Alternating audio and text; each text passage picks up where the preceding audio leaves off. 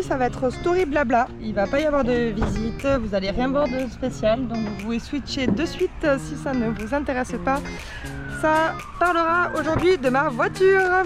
Dès le jour où Mika et Laura ont eu leur voiture, il nous restait encore je crois 3 jours. Ouais, 2-3 jours avant de quitter le logement, de devoir quitter le logement. Donc à partir de là on n'avait plus d'endroit où dormir. À part eux, leur tente de toit.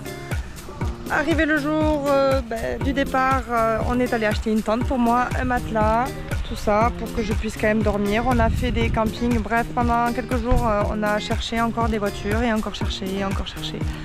Encore des faux espoirs, encore bref. Voilà, je suis bien arrivée. J'ai à peu près 1000 et quelques euros de réparation, 1700 je crois, voilà, ça fait toujours plaisir. Donc là je me retrouve de nouveau à Melbourne, alors que j'étais censée suivre Mika et Laura. Je suis toute seule, je ne savais pas où dormir, donc je me suis dit au pire des cas je dors dans ma voiture. Et sinon j'ai mis un message sur les Français à Melbourne, sur Couchsurfing, et c'est bon, j'ai un logement normalement pour ce soir. Là par contre je vous fais la surprise, et si ça se passe vraiment comme c'est censé se passer, putain c'est le luxe et j'aurais jamais eu ça je crois. Allez, yallah. J'en profite pour vous faire écouter ce son mélodieux. Voilà. Il avait dit qu'il ferait réparer le jour où on est allé faire la visite et qui en fait n'a pas été réparé. Voilà. Donc en gros, l'endroit où je dors, tout à l'heure j'étais sur le parking comme vous avez pu le voir. À ce moment-là, je ne savais pas trop où dormir encore. Et j'ai mis donc une annonce après être passée au garage. On m'a conseillé de mettre une annonce sur les Français à Melbourne. Et je m'étais dit que j'allais mettre aussi sur Couchsurfing. Et même pas une heure après, je reçois un message d'une personne. Et en fait, c'est une personne avec qui j'avais déjà discuté sur Couchsurfing. C'est pas un Français en plus, je sais pas ce qu'il fout sur ce groupe. Mais tant mieux pour moi. Hein. En gros, il a un appartement à Melbourne, il est pas à Melbourne. Mais par contre, il y a son homme de main qui est dans son appartement, qu'il loue normalement sur Airbnb. Et là, il a personne en ce moment. Donc, il m'a dit, prends la chambre si tu as besoin pour quelques jours. Et du coup, j'ai besoin pour 5 jours, 4 nuits. Et il m'a dit, pas de souci, voici son numéro. Tu lui dis si tu as besoin qu'on vienne te récupérer quelque part. Et nana, il viendra te chercher. Et tu lui dis, qu'est-ce que tu veux pour le petit-déj, pour le repas, etc. J'étais, ah, non, mais t'inquiète, ça c'est moi qui gère. Il me dit, non, ça me fait plaisir et tout. Je dis, non, mais je veux pas profiter, je veux pas... Voilà, je veux pas abuser, déjà si tu m'héberges, même si t'es pas là, c'est quand même chez toi, bref.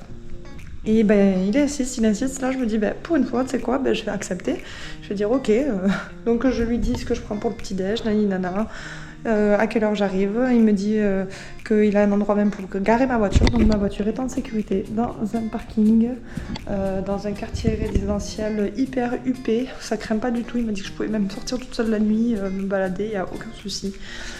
Bref, en gros, j'ai rencontré donc son homme de main. Il a peut-être quelques années juste de plus que moi. Il vient d'Arabie Saoudite, ça fait 7 ans qu'il est là, il est trop sympa.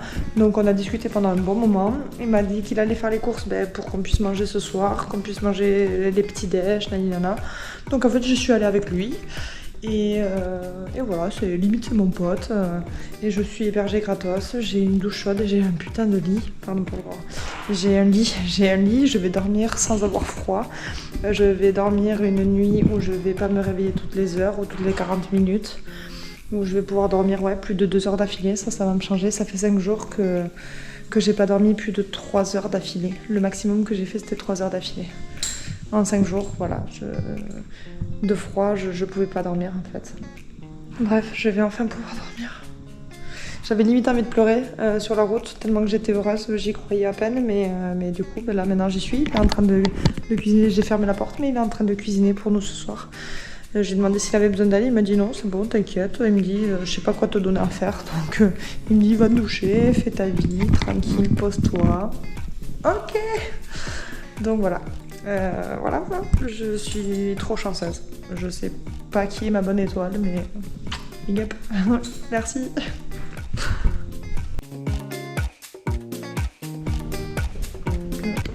sinon la cuisine tout est en bas. Ça, c'est ma chambre. Putain, Ali. Bon, par contre, la clim, là, je sais pas comment je vais l'arrêter, mais j'ai envie d'avoir chaud. J'ai envie d'avoir chaud. Ça va bien propre. Que demander de mieux? Une douche chaude. Oui.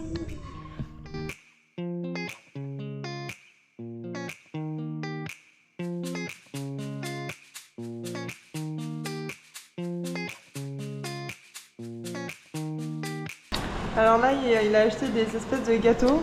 Et voilà, c'est un truc qu'il m'a dit qu'il fallait à tout prix que je goûte. Donc j'ai trop de chance. Donc les gâteaux qu'on a achetés, c'est ça. Et en fait, donc il a fait du thé. On doit manger un bout de chaque. Et on va le tremper comme ça dans le thé. Et ça fait comme une paille. Ah yeah, ok. Non mais il va me filmer du coup. Je vais en mettre n'importe où. Yeah, you can eat it now.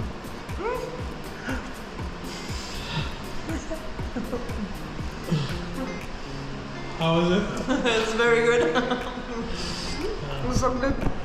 On va finir la boîte.